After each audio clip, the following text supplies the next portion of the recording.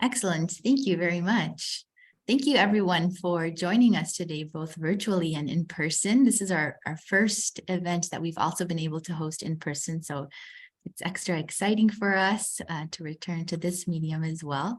So we want to welcome you all to the Global Health Institute, the Global Health Speaker Series, which is a joint collaborative between the Global Health Institute in partnership with MESCOF Global Health Programs and the Global Health Alliance.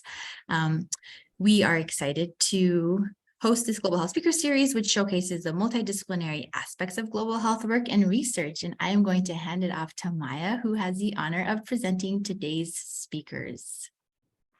Thank you. Good afternoon, everyone. So my name is Maya Block-Ngaibe. I'm a PhD student here at the College of Public Health and a member of the Global Health Alliance. The Global Health Alliance is a student-driven organization aimed to enhance students' knowledge of how public health functions in a global context. And we're excited as GHA members to also partner with the Global Health Institute, GHI, to introduce Drs. Lott and Tefera, who together will be presenting cancer education, prevention, and care in Ethiopia, bidirectional learning and global health partnership for collaborative action. Two-time MESCOF alumnus, Dr. Breanne Lott, enjoys using social behavioral research and implementation science lenses to ask scientific questions about how cancer is perceived cross-culturally, how cancer screening and prevention efforts are implemented, and how public health practitioners can reduce cancer burden in underserved populations and under-resourced settings from the Bronx to Ethiopia. Her primary global oncology interest is in cervical cancer screening, a topic she has studied in Ethiopia through 2 NIH-funded training fellowships as a cancer epidemiology education in special populations, or CEE-SP fellow and global health equity scholar. Dr. Biniyam Tefera Deressa is a current Fogarty Global Health Equity Scholar Fellow at Addis Ababa University and the University of Arizona. He is an alumnus of the 2022 Mandela Washington Fellowship for Young African Leaders and the recipient of the American Society of Clinical Oncology's 2020 International Development and Education Award. In addition to his clinical activities as an oncologist, Dr. Tefera provides psychosocial support to patients and survivors through a first of its kind breast cancer patient support group in Ethiopia, and is working to raise breast cancer awareness for nearly 600,000 people. Welcome, Drs. Lott and Tefera. The floor is yours. Thank you so much. All right, thanks, Maya. Hi, everyone. Welcome. We're so glad to be here with you today. It's really a privilege to be invited to speak with you, and it's fun to see lots of familiar names and faces.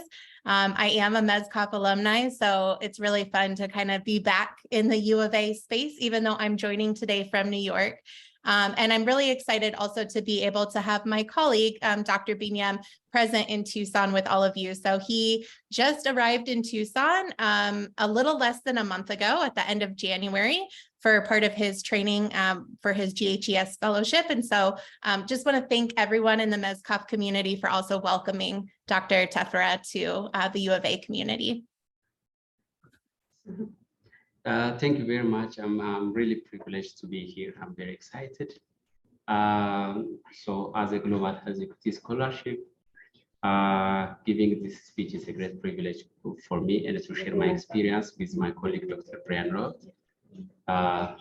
So yes, it was said I'm from Adama, Ethiopia, and I'm clinical oncologist by profession. And an assistant professor at Adama Hospital Medical College. My oncology training was made in Ethiopia and Switzerland as well. Currently, I'm here for a Global Health Equity Scholarship, and as it was mentioned, I'm also an alumnus of Mandela Washington Fellowship and the recipient of IDEA Award from us. Thank you. Yeah, and my current position is as an assistant professor at Albert Einstein College of Medicine in New York. My background is in public health, global health. I graduated from the PhD program in health behavior in 2021. then did a one-year postdoc as a global health equity scholar as well, and then am now faculty in New York. So just moved here in August. And a little bit about my background, I've actually been working in Ethiopia since 2012 when I was a Peace Corps volunteer in Ethiopia for about 2 years. I didn't know Biniyam at that time, but we've got a slide in a couple minutes where we're going to talk a little bit about like the history of our collaboration.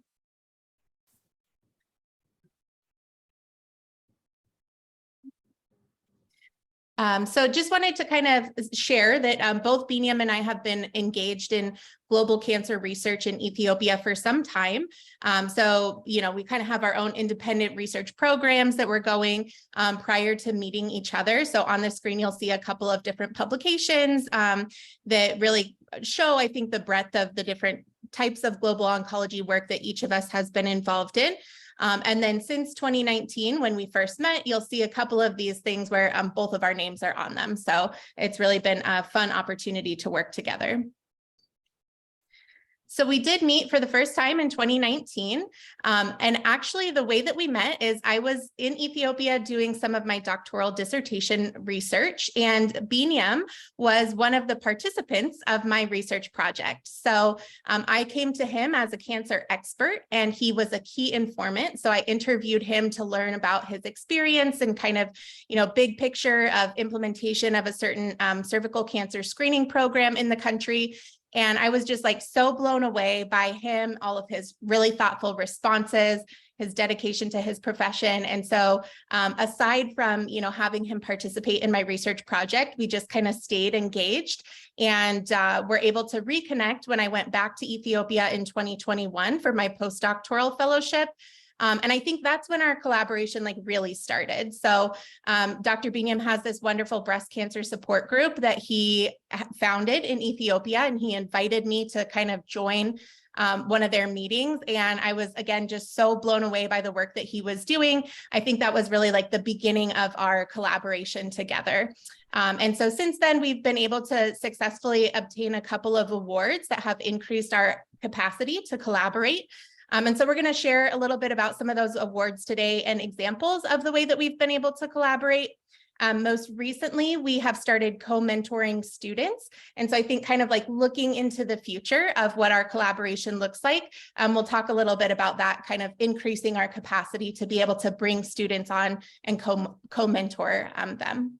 Yeah, here I want to say on the previous slide, after she interviewed me for about 2 years, we were discontinued. Then in 2021, the way we met is just by chance.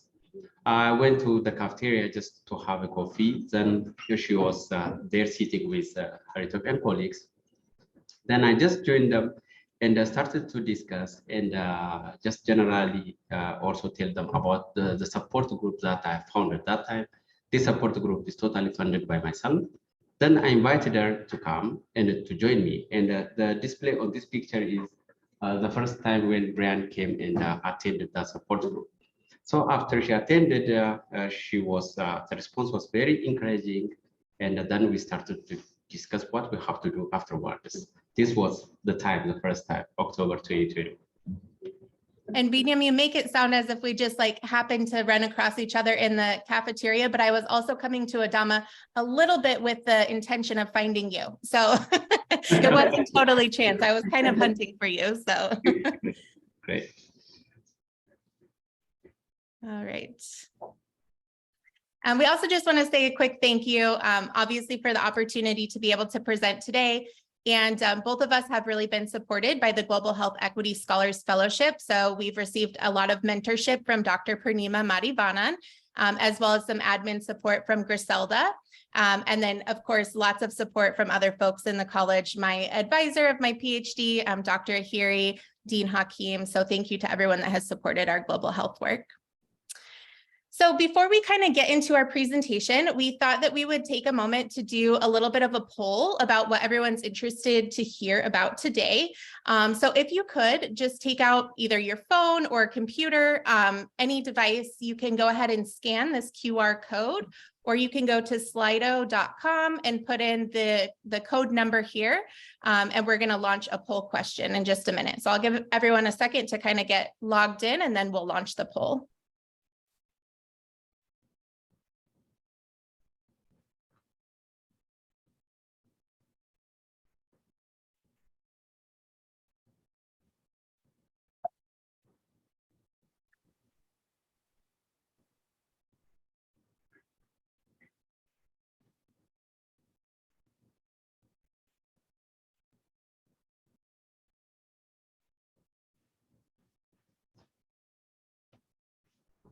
All right, so I'm going to go ahead and launch the poll. If you still need to get logged in, the information's still over here on the left-hand side.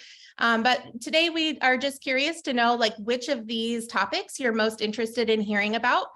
So this is a ranking activity. Feel free to, grab each of these things and kind of put them in order from first to fifth of what you're most excited to learn about. And we'll try to spend a little bit more time on those topics.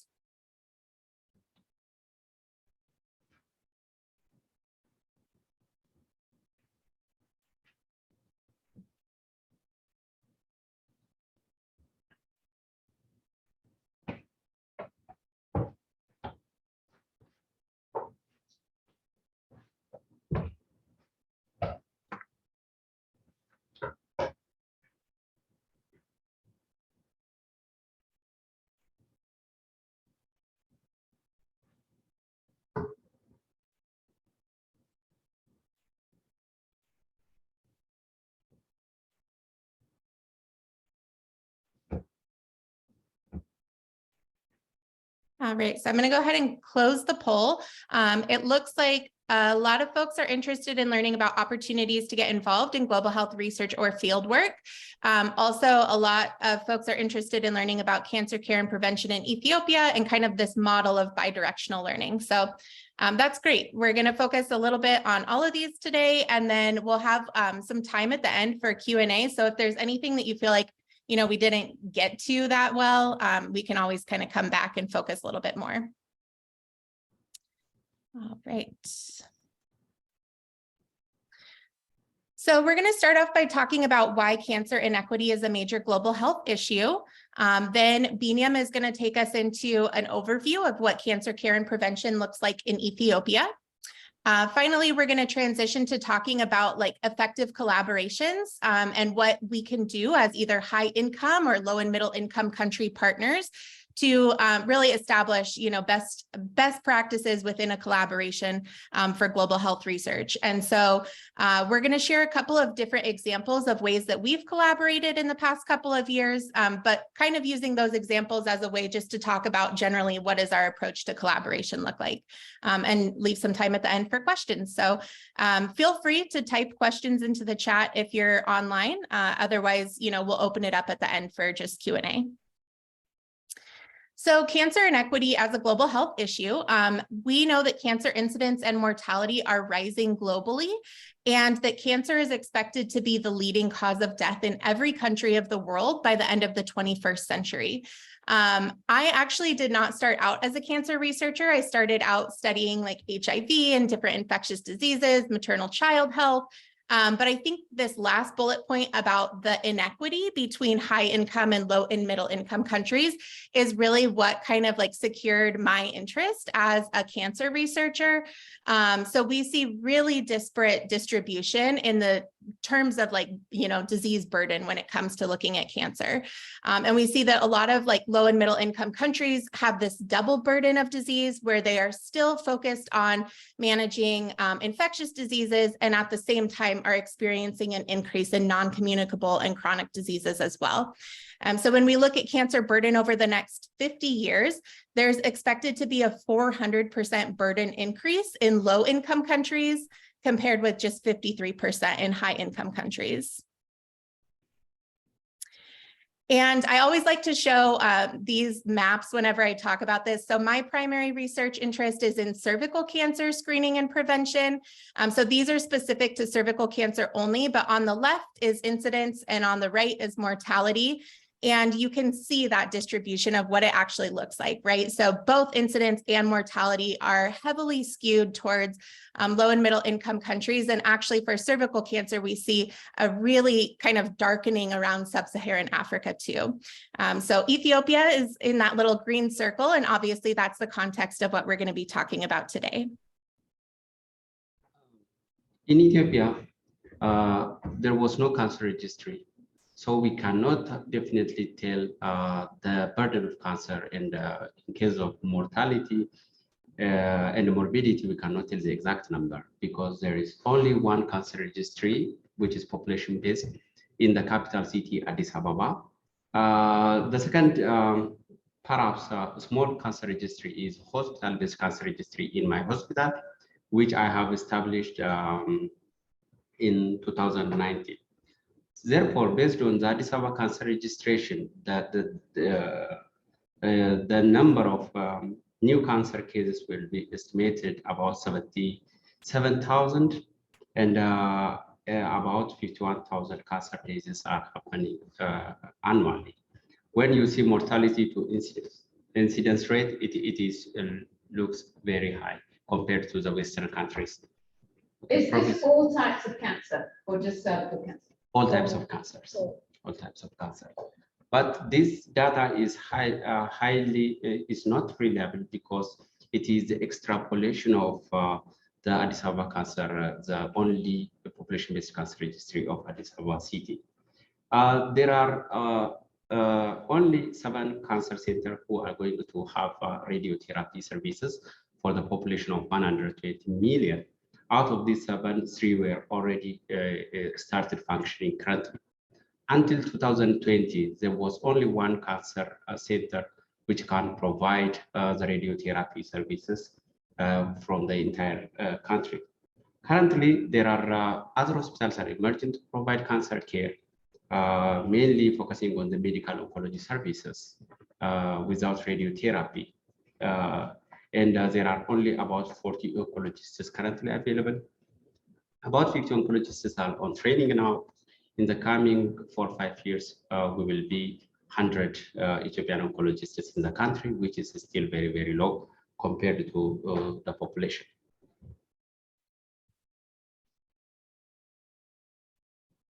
Where we see the cancer care and prevention additionally, there was a very low awareness of cancer.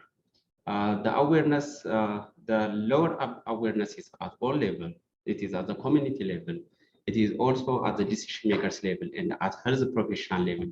The attention and the awareness for cancer is generally low in Ethiopia. There was also high stigmatization of cancer among the communities and even with the patients. Generally, the country has launched our first cancer control plan in 2015. There was a great effort since 2015. The expansion of the sites are being made, and different students are being on training. However, the coordinated control efforts are still at an early stage, and the attention for cancer given is still low.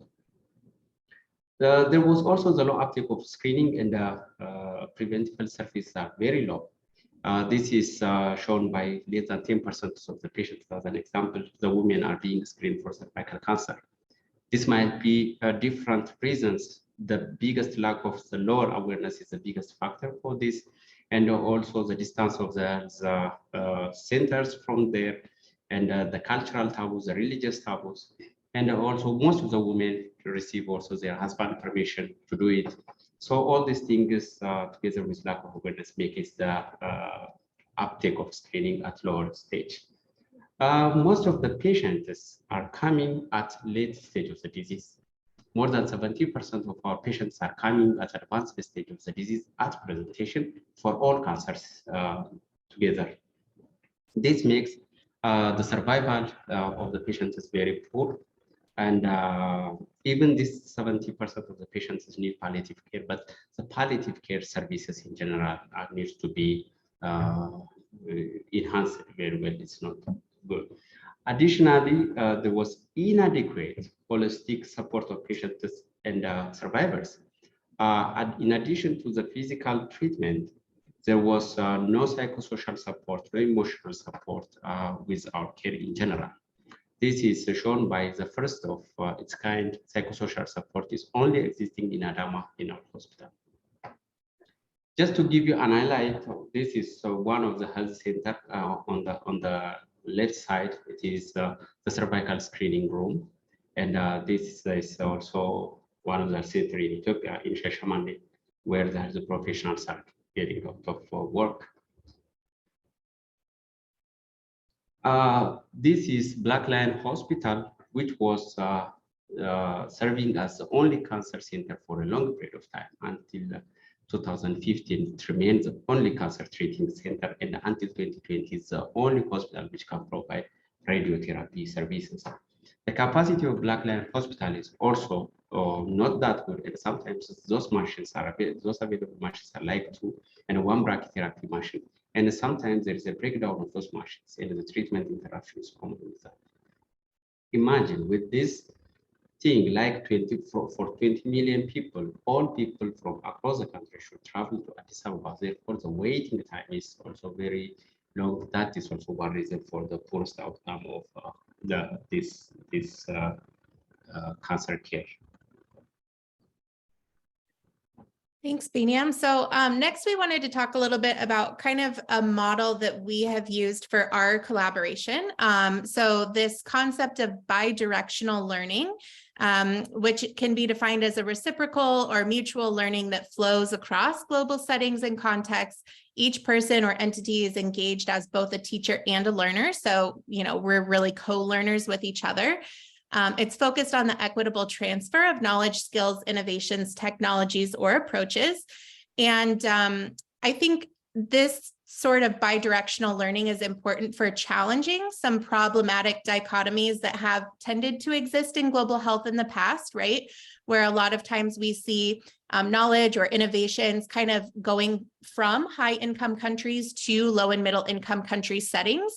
And this kind of challenges that by valuing the experiences, the knowledge and skills from low and middle income country settings and transferring those to high income country settings as well. So sometimes in global health, we might even hear this termed as reverse innovation. So examples of that include oral rehydration therapy, which was developed in Bangladesh. DOTS therapy for TB was developed in Uganda, and Leishmania HIV guideline was actually developed in Ethiopia.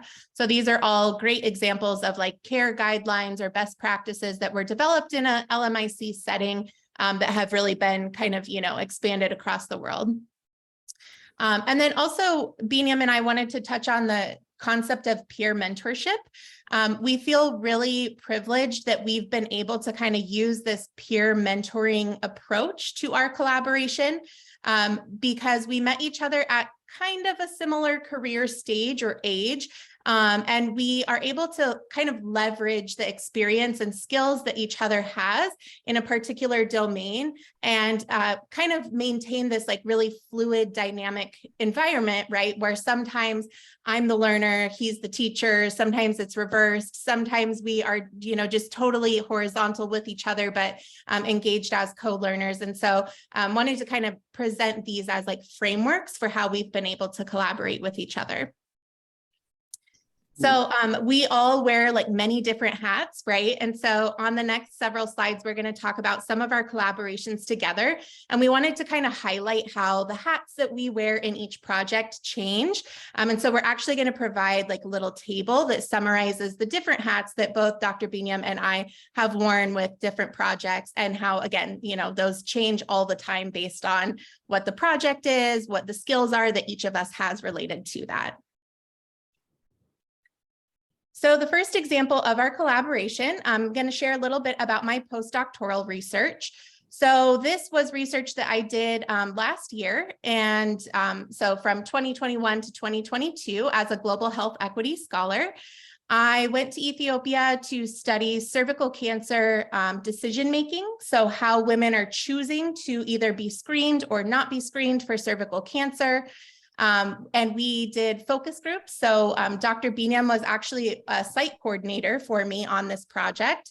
And unfortunately, I had to actually be evacuated out of Ethiopia early. I was planning to be there for an entire year, but had to be evacuated after about 4 months and come back to the US. And so we were able to continue collaborating with me in the US and him in Ethiopia to really make this research happen.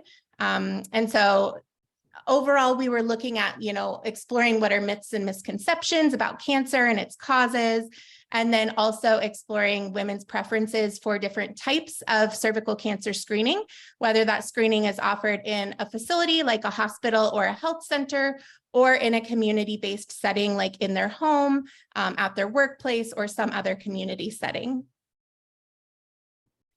So here's kind of what the roles looked like for this project. So since I was the GHES fellow, this project was really kind of my idea, and I was the PI on it. Dr. Marivanan was my mentor for my Global Health Equity Scholars experience. And then I was able to hire Biniyam as a site coordinator. So really bringing him in this really crucial role, especially as I wasn't able to be in the country. And so Biniyam was able to get me connected with his networks of individuals who were able to carry out the research, do kind of all of the boots on the ground work of data collection. And so, yeah, this is just kind of like what our various roles, I guess, looked like for this project. Couple of photos you can see. Unfortunately, I couldn't be present in the room, but this was our awesome research team who actually was like a nice combination of researchers that I brought to the table and researchers that Biniyam brought to the table. It was about half and half. And a picture of our focus groups. We also did a really fun participant ranking activity in the focus groups. And so we kind of asked the women like which factors were most important to them when deciding to be screened for cervical cancer or not. And we're able to find some really interesting things. So the summary of that is what you see on the left side of the screen here. And we actually, from the qualitative part of the focus groups, still haven't gotten the chance to fully analyze our data yet. There is an opportunity for anyone who might want to get involved with that project, but we're finding lots of really rich, interesting information that's coming out of these focus groups. So for example, one of the main findings is that there's this really pervasive belief that cancer is a curse from God. And so again, this is really highly stigmatizing, right? So through Biniyam, I actually had the opportunity to meet a group of women who are living with HIV. And they described cancer as scarier than HIV, right? So I think that just goes to show like how stigmatized it is. It's new, people really don't know a lot about it. They associate it as like a curse from God. And because of that, a lot of people are hesitant to engage in prevention and treatment because like, what's the point, right? If God has willed cancer upon you, then, there's no point of like going against that with medical intervention. Some other really interesting ideas about the cause of cervical cancer, such as that it can be caused from heat or steam, which someone might be exposed to by like sitting on hot rocks, sitting on the hot ground, urinating onto a hot latrine, or wearing underwear that have been dried in the hot sun. So these are just some of our preliminary findings. And then for collaboration number 2, we'll talk about Biniyam's postdoctoral research. Yes. Yeah, my postdoctoral research, the idea came from the first of its kind psychosocial support group. We have founded it because I and Breanne also observed there was a significant difference between the patients who are attending versus the patients who are not attending. Those patients in the survival who are attending are very, very confident. They know more about cancer. Their treatment adherence is very good, and their acceptance of the toxicities or some side effects associated with the treatment or the disease was very, very good. And even they started to expose themselves and they started to teach the community and appear on the medias. So this is the ideas came from this support group. So the objective of the next slide. Yes. So with the support of Breanne, thank you very much for your great support on this project. The study design was a mixed method study to assess the quality of life and the adherence to treatment and the resilience of the patients attending versus who are not attending the psychosocial support group. The unique thing about this research is also the HIV comorbid patients. They have the unique life experiences. So we wanted to assess them also for the first time in Ethiopia. And this project is being done now. Yes, on this slide, yes, the concept is with me, and Breanne is also really supportive of the conceptualization of this project. Dr. Madivanan was my primary mentor, and Breanne is my other mentor as well. So in the networking, Breanne did a good job, because this opportunity was totally from her, and she connected me with Dr. Madivanan and the other teams, and the opportunity was from her, and I'm very thankful to her. So the fund is from the Gates Fellowship of where Dr. Madivanan is the PI. So all the work is mainly done by myself. So several publications are expected out of this, because it's awareness and how the conceptualization of the patients and the survivors about cancer itself is very, very interesting. And also the experiences of these HIV patients are also very unique. So we expect more than 3 or 4 papers out of this project.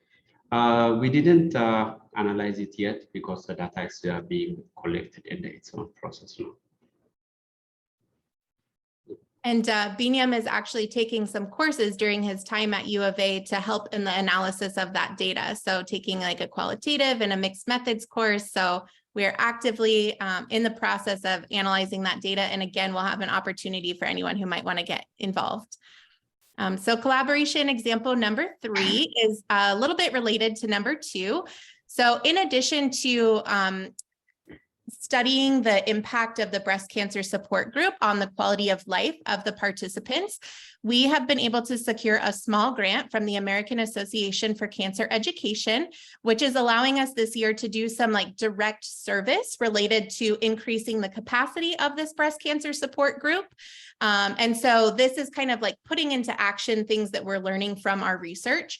So we've been able to design culturally and linguistically relevant cancer education materials specific to breast cancer. We launched a mass media campaign in October around Breast Cancer Awareness Month.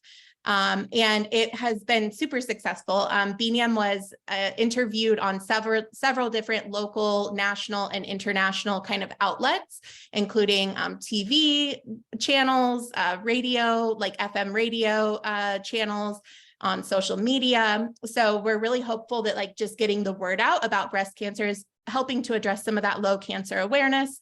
As part of that awareness raising campaign, we were also able to leverage stories and lived experiences of breast cancer patients and survivors.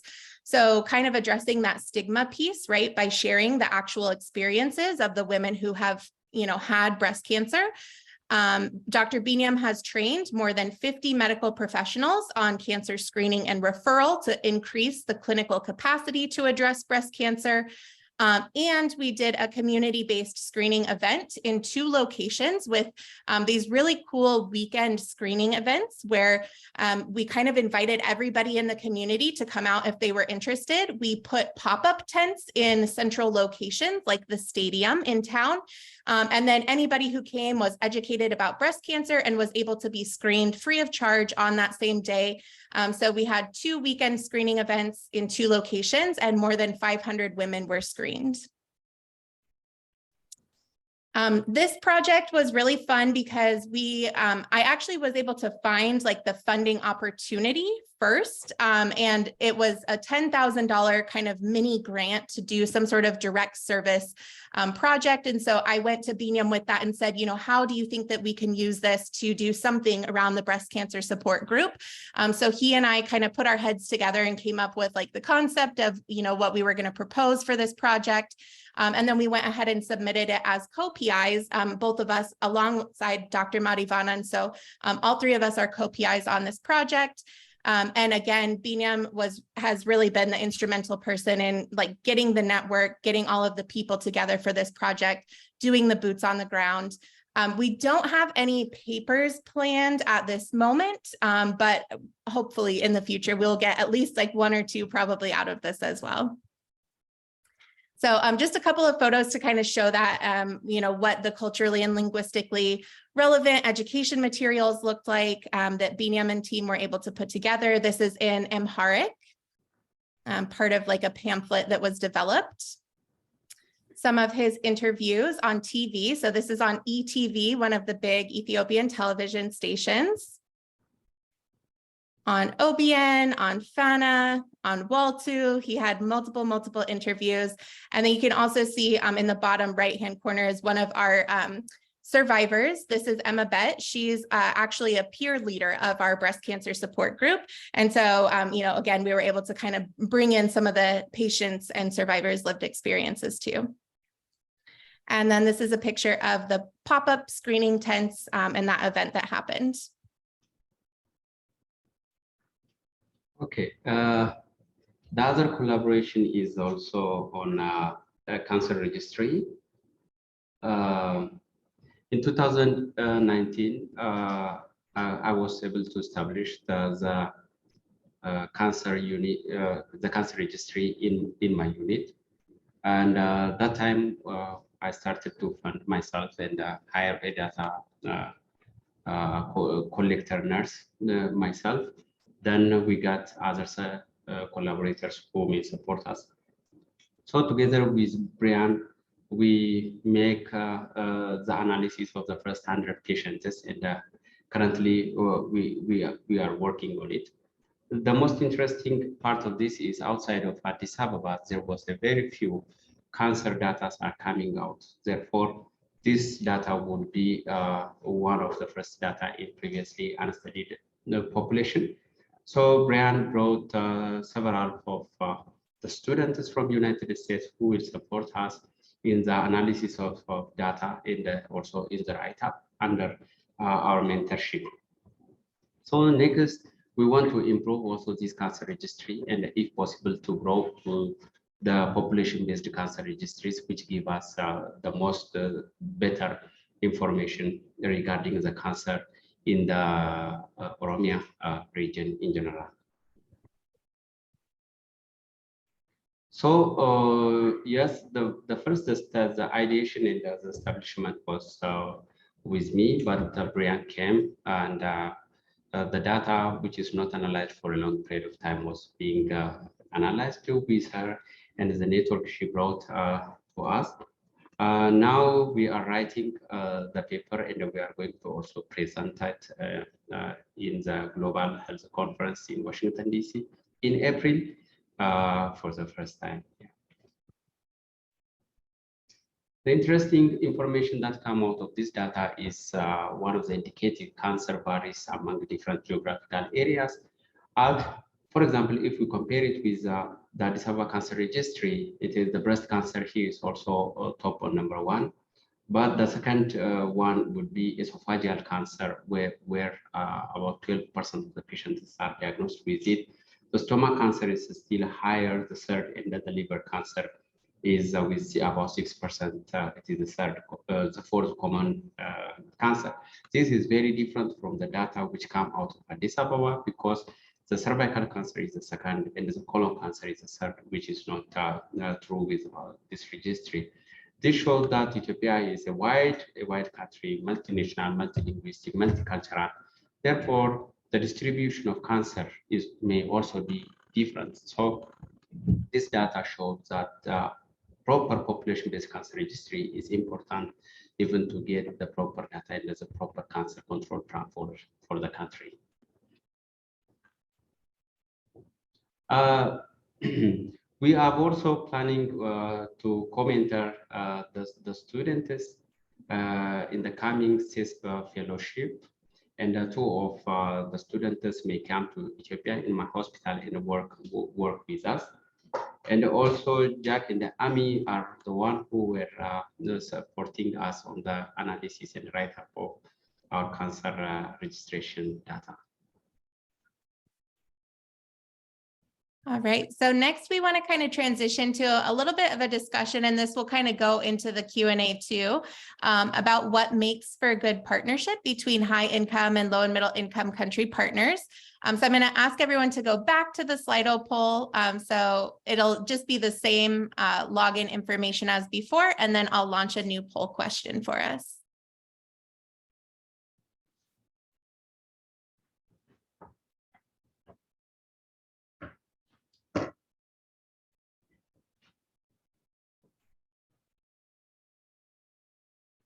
So once people are logged in, the first question is, what can high income country collaborators bring to global health partnerships? And there's no right or wrong answer for these questions. It's just a way for us to kind of brainstorm together. As you go ahead and type your responses in, they'll populate here and it'll make like a nice little word cloud for us of the most common responses. And you should be able to enter in multiple things, so feel free to enter in a couple of different things that collaborators can bring.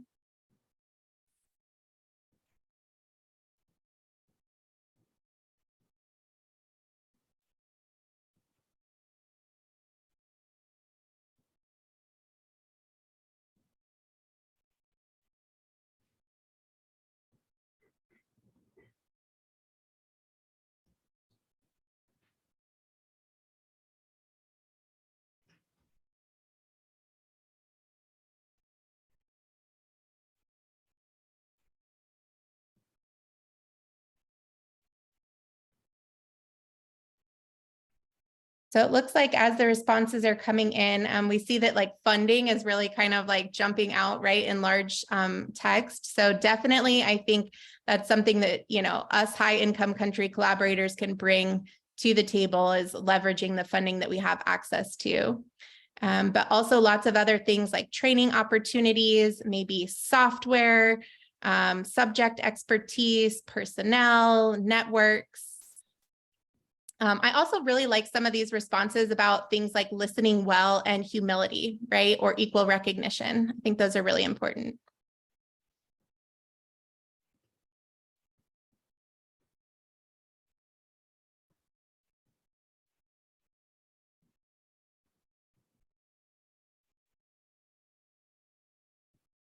All right, awesome. Thank you so much for your responses. So we're going to actually go to the next poll question, which is the other side of this question. So asking, what do you think low or middle income country collaborators can bring to global health partnerships?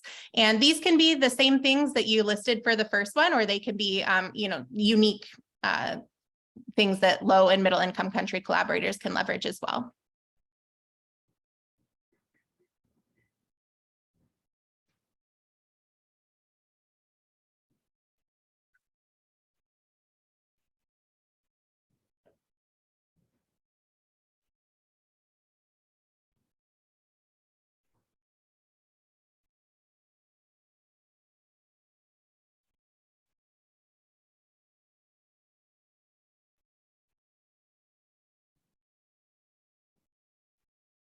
So definitely experience and expertise are kind of jumping out at us. I also see the word culture like everywhere, right? So cultural understanding, cultural appropriateness, cultural awareness, cultural insight. So really having that like rich contextual expertise. Literacy, local network, training, knowledge on the ground, wisdom, insight, and innovation as well. Awesome. All right. Thanks everyone for your responses.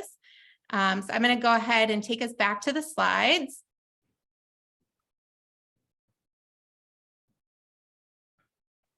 So obviously there are a lot of challenges to working in global health environments, right? And I'm sure these are things that all of us are quite familiar with. Sometimes there are differing cultural values, different expectations of what each partner should be bringing to the table.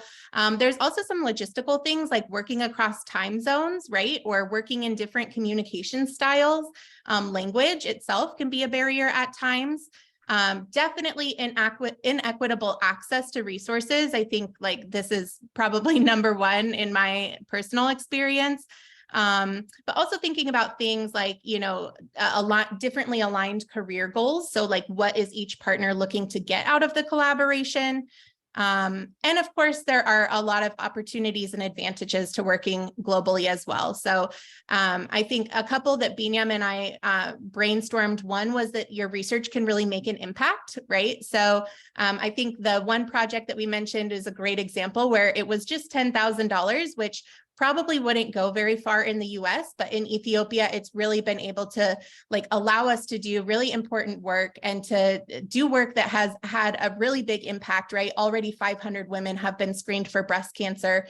And so being able to kind of make that funding go far, do work that really makes an impact. Of course, for you, you can diversify your experience, diversify contributions to the field, think about things in a different way, learn something new, step outside of your comfort zone.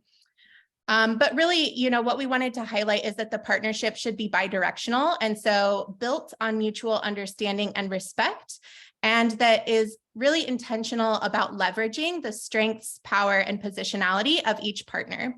So I think this starts in the beginning of the partnership by thinking about what each person brings to the table, right? So just like we did generally, but also looking at the specific skills and strengths that each of the individual partners is bringing to the table. And then also checking in with each other periodically about like, how are your priorities evolving over the course of a project? What are the actual benefits that each person is gaining? You know, sometimes the actual benefits might look a little different than what you had planned, or sometimes people's priorities change too. Like, so for me, when I was a doctoral student, you know, getting publications was like really, really important to me. And now as I'm kind of like advancing in my own research career, like it's still important, but I also have other priorities too. And so like being able to talk with Biniyam about that and, you know, kind of put on those different hats as far as like what's important to each of us. A couple of examples, we wanted to share kind of like practical ways that you can leverage your positionality. So, you know, some examples include sharing books or library resources with your global partners, software, and like this is something that Biniyam and I have definitely done. So for example, I was able to get like a software subscription this year for Biniyam to put onto one of his computers that actually enables us to keep that cancer registry data. And that's a software that he couldn't actually even buy in Ethiopia. So like I bought it in the United States and then gave him like the login information so that he could access it there. But also thinking about like leveraging positionality. So sometimes when we do want to submit a publication together, if Biniyam is first author on the publication, he can actually ask for a waiver for, you know, to cover the cost of that publication as an LIC partner. And that's something that I wouldn't have access to, right? So kind of both of us being able to leverage like the different, you know, privileges that we have. The most important thing here is a very small effort brings a change when it goes to there. That is the most important thing. Sometimes what hinders the job is some small things. Having software, paying for subscriptions, and something like that, they might be very small, but the system may not allow us to do that. For example, in Ethiopia, I cannot do the international payments. There is no international payment system. So I cannot pay for my subscription of $25. So this, by not having of these opportunities, I may not apply for several grants. For example, in the REITs grant, Breanne pays the subscription that we propose it and we win that one. So a very small effort brings a huge change whenever it comes there. That is the most important to understand. Yeah. The other is in maintaining of the collaboration. Apart from the professional one, creating friendship is also the most important thing. Between me and Breanne, what make our bond strong is just we are like friends and we discuss everything openly This makes the communication flow easy and there's a mutual understanding at a good stage. Continue, Breanne. Yeah, so I think actually we're getting close to time.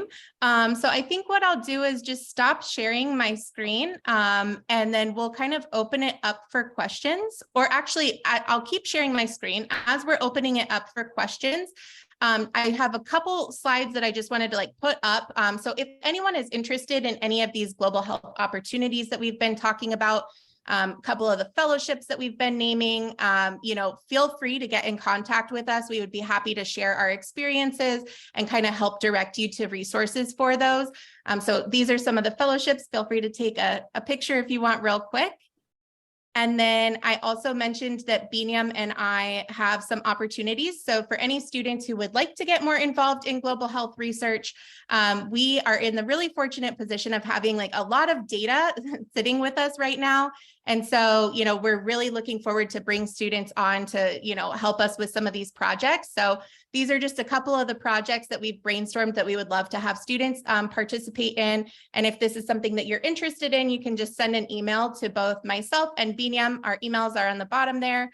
And we'll, set up some time to talk with you about where you might be a good fit. So yeah, a couple of opportunities that we wanted to present, but other than that, I'll just kind of open it up for questions now over the last couple minutes. Sorry, could you go back to the emails for a second? To the email, Breanne. Can you bring the email? To the email? Yes. Yes, thank you. I think you had one in the chat. If you want to open the chat up, you can see the first question there with the clicker. So So it looks like the question is about our breast cancer screening program, Biniyam. How did you screen? Was it using mammogram? absolutely, this is a very good question. Our purpose of launching breast cancer screening is not only to find the patients, but primarily to create awareness about screening is our the primary goal. In Ethiopia, the access to mammography is very, very low because of, for example, in the region that I'm working, like 45 million people, the mammography is only found in my hospital, which is one. There might be in other private hospitals, which is very limited in that. Why people are not bringing in private setting, why the government is not bringing this lack of awareness.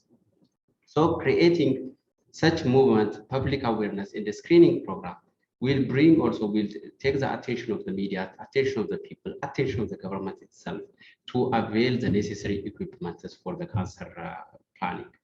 Therefore, we are doing it with physical examination and with ultrasound. We do not have good data. But what we know is in Ethiopia, most of the people are young, and due to that, for the screening also, the median age of patients coming, people coming for screening is like 38. So in this group of people, mammogram is not a good one. Ultrasound may work. So we try to combine physical examination with ultrasound one. In Adama, what we experienced is like we screened 500 women. Out of that, we get about 40 with nodule. 9 of them were very suspicious, ultrasound suspicious, and like 2 or 3 cases positive with early stage. I consider that this is a big success. Whenever you multiply it with that, all like 50 million women, we might get a lot of women out of that, even with this inferior thing. Okay. Question. Yes. So, can you hear me? Yes, I can hear. Oh, okay. So I have a question about how the extension of care and prevention of breast cancer for women, potentially mothers, can impact pediatric health. So one of my big interests is pediatric oncology and pediatric health, and the mother plays a critical role in the health of her children. So do you guys have any ideas or any data suggesting that breast cancer screening has um, what's the word? Not directional impact on the health of children? Yeah, this is good questions. Really, breast cancer has a huge impact on the children, what we know, because the mothers are the one who take care of the children, who take care of the house in low-income countries. Therefore, when the mother is diseased, the entire family is diseased. So the children's the total the taking of the children will be hindered very much, that we know. Even in the support group, whenever some patients are coming, they bring their children with them because no one is looking after their children for them. From our study also, everyone tells that when I die, I worry of my children. That is what they say. So I don't know how screening may affect that one, but early detection is the key, not only for the mother, but also for the family and perhaps also for the nations. That's what matters. So with this in mind, all the parties, including the people, the decision makers, the communities, the religious leaders, the media, should give adequate emphasis for this problem and do something on that, because a very small intervention brings huge change. Only by providing cancer education, the impact may be much better. If Breanne, you have any additional? Yeah, I think the only thing I would add to that is that one of the things that we're hearing from some of our qualitative research in Ethiopia, right, is like the role of motherhood and how important that is to women, and kind of thinking about that and how either like a cancer diagnosis can impact the way that women or society perceives their roles as mothers, right?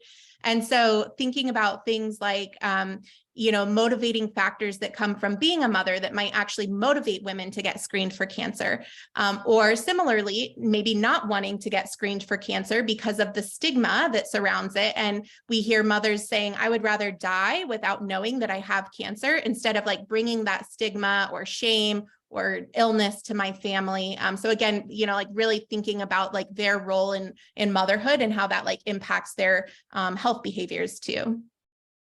And actually we have a question kind of about like social behavioral theories in the chat as well. So did we incorporate any social theories of behavioral change or any similar theories in any of our research?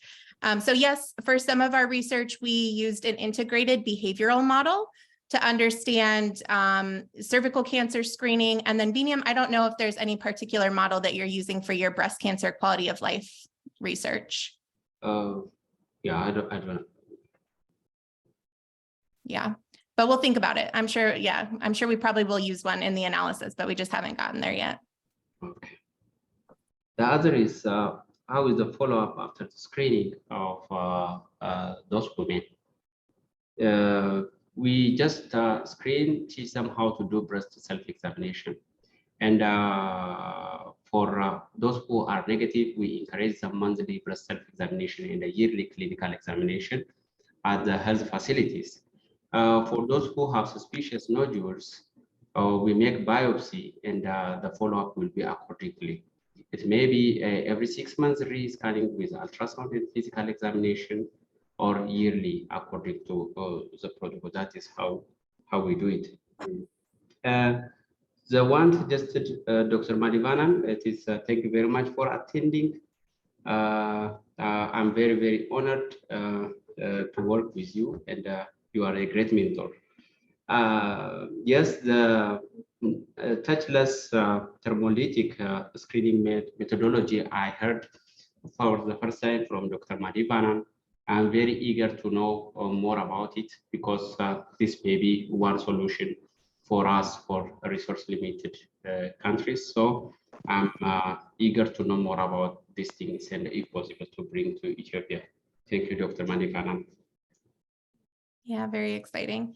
And it looks like we have one hand up. Baruch, if you want to go ahead and unmute yourself. Okay, thank you. Can you hear me? Yes. Hello? Hello, Dr. Biniyam. We can hear you, Brooke. This is Brooke from Ethiopia. I have a question for you. Okay, fine. Go ahead.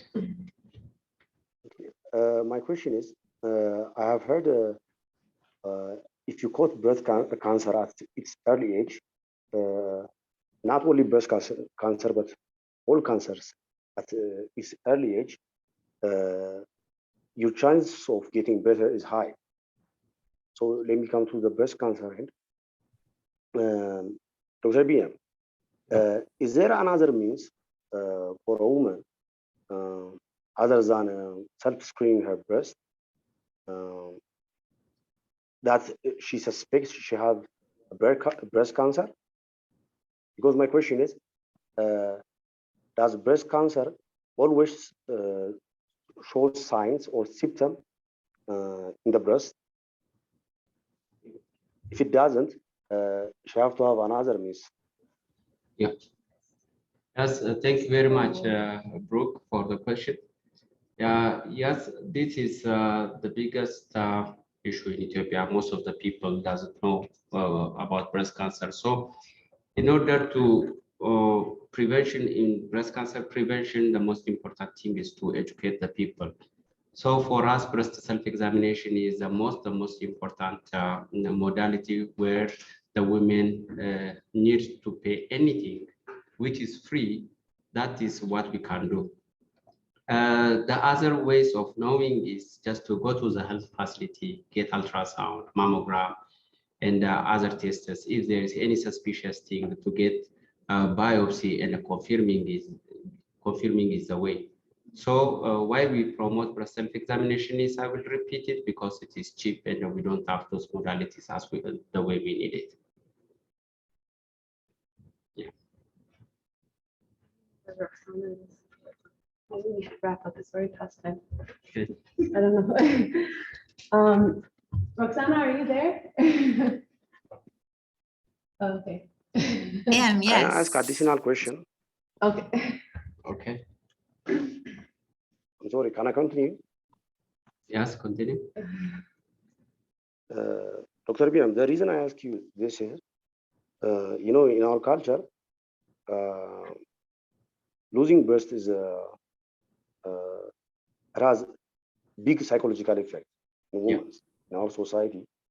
It's not an easy thing, and I think doctors should focus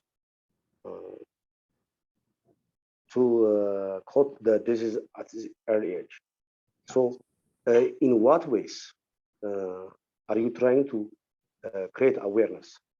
I mean, is it in television, radio, religious places?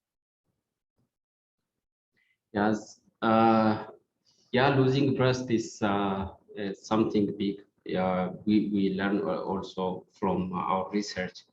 The patient's quality of life, psychosocial situation is highly affected, and a quite significant number of women lose their marriage because of this, and it has a huge impact. So for that, if the cancer is detected early, there is a procedure called breast conservative treatment that we are now started to provide in the Addis Ababa city, where the radiotherapy is available.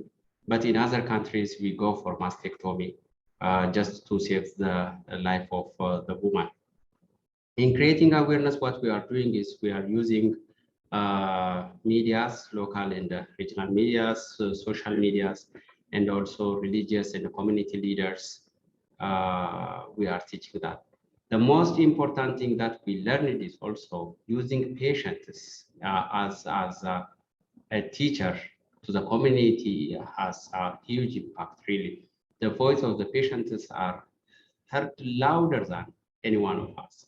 So we are also using patients and providing this cancer education. Currently, I myself is working for an awareness creation project for nearly 600,000 people in East Shore Zone. But I personally have the plan to expand it to the entire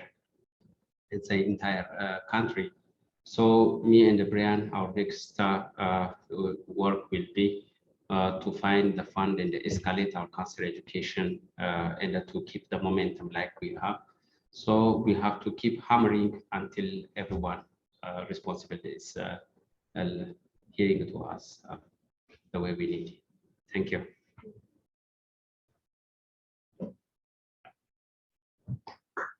Okay, and if there's no more questions, we will go ahead and wrap up. On behalf of the Global Health Institute and MESCOF Global Health Programs, thank you, Drs. Lott and Tefera, for your thoughtful presentation and for your commitment to global health. And to our audience, thank you for joining us both online and in person today. You can access today's lecture and previous events on the Global Health Speaker Series website. And join us next month on Thursday, March 16th. So exactly 1 month from today, we'll be welcoming Dr. Magdal Abila presenting COVID-19, HIV, and cervical cancer, when infectious disease problems become chronic disease problems and you live in Nigeria. Details will be on our website, which I will link in the chat. Thank you all again. Have a wonderful afternoon. Thank you. Thank you.